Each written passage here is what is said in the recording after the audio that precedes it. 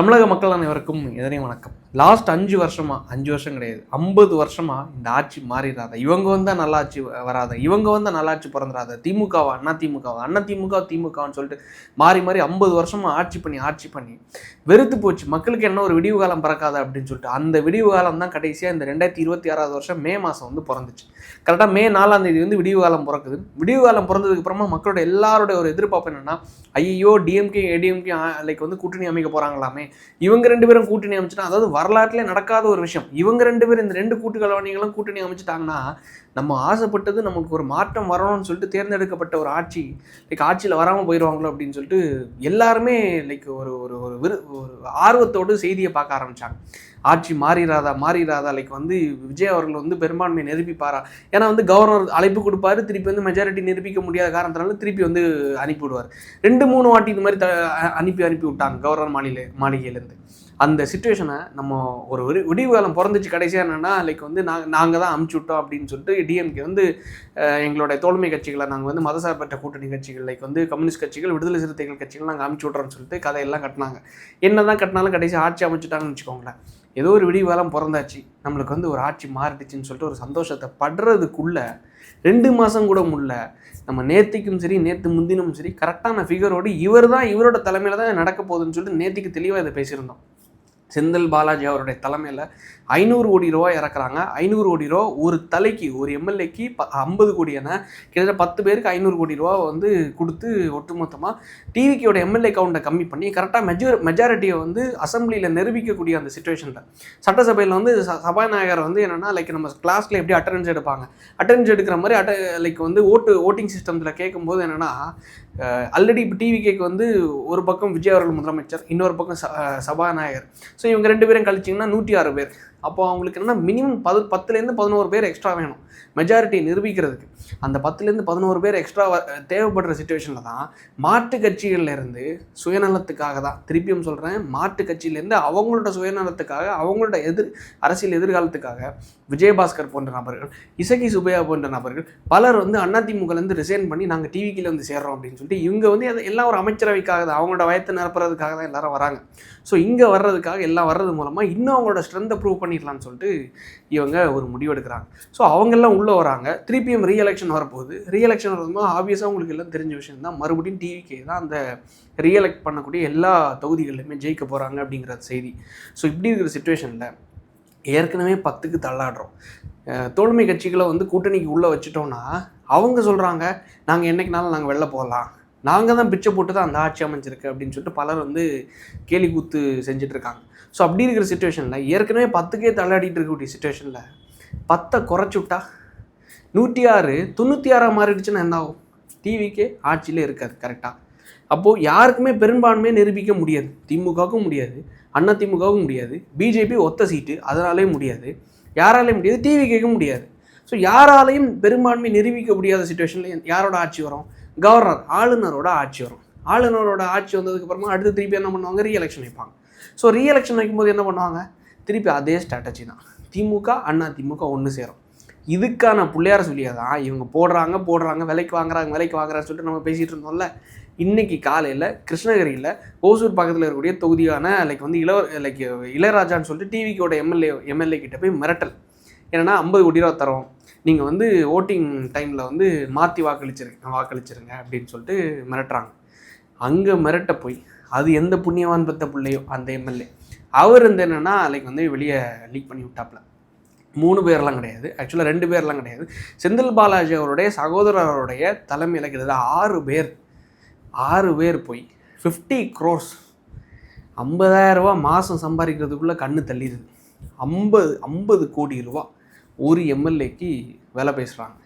இது மாதிரி 10 எம்எல்ஏக்கள் குறைச்சி விட்டுட்டு இவங்களோட பிளான், இவங்களோட திட்டம் என்னென்னா வேறு ஒன்றும் கிடையாது. அதிமுக கரெக்டாக இந்த எலெக்ஷனோட பர்சன்டேஜ் நீங்கள் பார்த்தீங்கன்னா எவ்வளோ அடி வாங்கினாலும் 24% கரெக்டாக நிற்கிறாங்க. நீங்கள் டிஎம்கே நீங்கள் பார்த்தீங்கன்னாலும் எப்படி அடி வாங்கினாலும் 24லேருந்து 25% அவங்களும் நிற்பாங்க. அப்போ டிவிக்கு எடுத்த ஓட் பர்சன்டேஜ் எவ்வளோ? 34. அவங்களோட கணக்கு என்ன தெரியுமா? இந்த 25 அதிமுகவோட 25, திமுக அதிமுக ரெண்டு ஒன்று சேர்ந்து 25 + 25 50 ஒன்று சேர்ந்து இந்த கோர் ஓட்டை வச்சு சொல்லுவாங்கல்ல, அதிமுகவுக்கு கோர் ஓட்டு கிட்டத்தட்ட 1 கோடி வாக்காளர்கள் எங்களுக்கு இருக்காங்க, திமுகவுக்கு கோர் ஓட்டானா 1 கோடி வாக்காளர்கள் எங்களுக்கு இருக்காங்க அப்படின்னு சொல்லிட்டு அந்த கோர் ஓட்டர்ஸோட வாக்குகளை பெற்று ஆட்சி அமைச்சிடலான்னு சொல்லிட்டு பிளானை போட்டாங்க. இதுதான் அவங்களோட திட்டம். இதுக்கு அடுத்ததாக வரக்கூடிய திருப்பி ரீஎலெக்ஷன் வச்சாச்சுன்னா நம்ம வந்து ஆட்சி அமைச்சிடலாம். நம்ம ஆட்சி அமைச்சிட்டு டிவிகே வர்சஸ் இது அப்படின்னு சொல்லிட்டு ஒரு கூட்டணி எக்ஸ் அப்படின்னு சொல்லிட்டு ஒரு கூட்டணி அமைச்சு. ஏன்னா இப்போ டிவிக்கு வந்து ஒரு மிகப்பெரிய ஒரு கூட்டணி அமைச்சிருக்காங்க இன்னைக்கு. ஆதவ அர்ஜுனா அவர்கள், வைகோ அவர்கள், ஐயுஎம்எல் கட்சி, இன்றைக்கி வந்து எல்லா கட்சிகளும் ஒன்றிணைஞ்சு கையெல்லாம் கோர்த்து வந்து ஒரு கூட்டணி அமைச்சிருக்காங்க. இந்த பக்கம் வந்து நீ வேணா பாருங்கள், திமுக அதிமுக ஒன்று சேருவாங்க, சேர்ந்து திருப்பி ரீஎலெக்ஷன் வைக்கிறோன்னு பேரில் ஒரு நாடகத்தை அரங்கேறுவாங்க.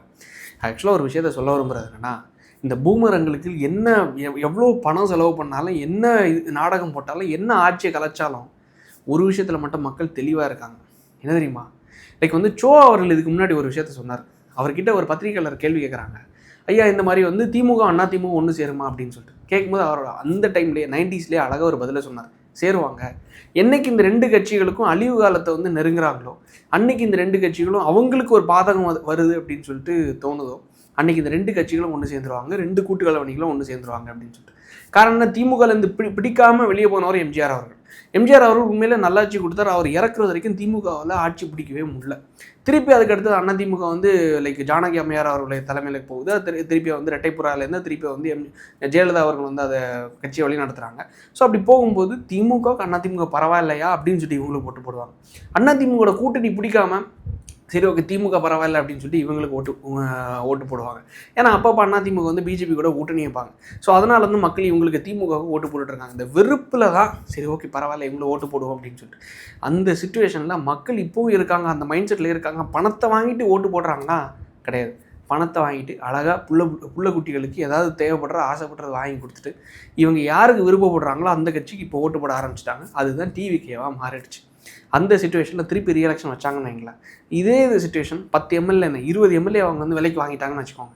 20 எம்எல்ஏக்களை விலைக்கு வாங்கி மறுபடியும் ரீஎலெக்ஷன் வச்சா அடித்து சொல்கிறேன் எந்த மாற்றமும் கிடையாது. டிவிக்கு இந்த 106 108 கிடையாது, 200+ ஸ்வீப் பண்ணுறதுக்கான வாய்ப்புகள் 100% 200% அதிகம். நான் இதுக்கு முன்னாடி கூட எனக்கு நம்பிக்கை கிடையாது. சரி ஓகே டிவிக்கு வந்து விஜயகாந்த் அவர்கள் மாதிரி ஒருவேளை வந்து 4% இல்லை 2% இல்லை 3% வந்துடுவாங்களோ, இல்லை வந்து ஒருத்தர் தான் ஜெயிப்பாங்களோ, 2 பேர் தான் ஜெயிப்பாங்களோன்னு நினச்சேன். ஆனால் கடைசியில் சரி ஓகே அதிமுக கூட்டணி வச்சா டிவிக்கு வந்து ஸ்வீப் பண்ணிடுவாங்க போல அப்படின்னு நினச்சேன். ஆனால் தனி பெரும்பான்மையில் இவங்க இந்தளவுக்கு அடிப்பாங்கன்னு யாருமே எதிர்பார்க்கல. ஏன் விஜய் அவர்கள் கூட எதிர்பார்த்துருக்க மாட்டார். ஸோ அப்படி இருக்க சிச்சுவேஷனில் திருப்பி வந்து எலெக்ஷன் வந்துச்சுன்னு வைங்களேன், மக்களுக்கு ஒரு மைண்ட் செட்.